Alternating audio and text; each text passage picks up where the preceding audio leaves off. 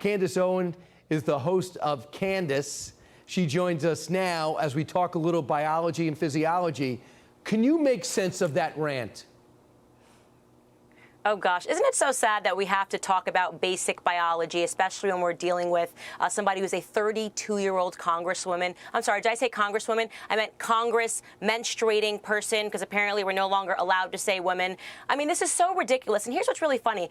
She immediately cripples her own argument here, right? Her argument is that the evil GOP, they're taking away actions that women were allowed to take via abortion. But she's immediately saying something worse. Forget the actions women can take. Are women even allowed to exist anymore?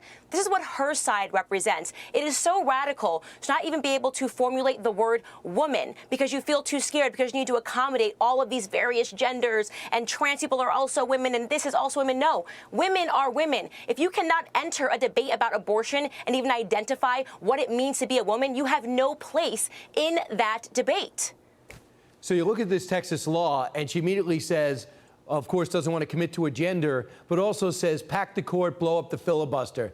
Does she have a constituency, Candace? Is she an army of one with a big profile? Does she speak for a lot of people?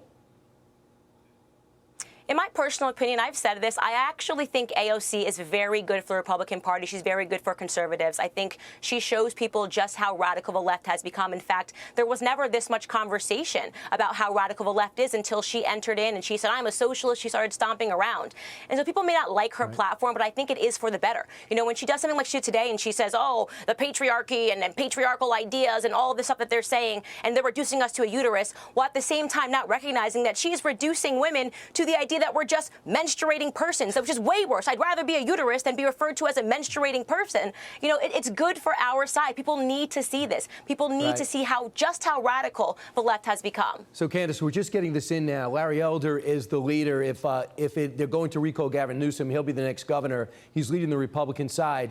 And evidently, he just had a major confrontation in Los Angeles. We're just getting this tape in. Let's just watch it together.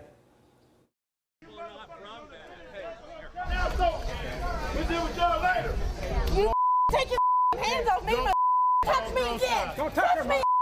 Don't touch her, my. Touch me again, I don't know if you have a monitor there, but there's a bunch of white people and a woman in a monkey mask taking a swing at his security and throwing eggs at Larry Elder. Classy. Yep. Yeah, I've seen this, and it's absolutely infuriating. I know Larry Elder. He's a friend. He's a mentor. He's on the board of the Blexit Foundation, which is my foundation. And let me tell you something right now.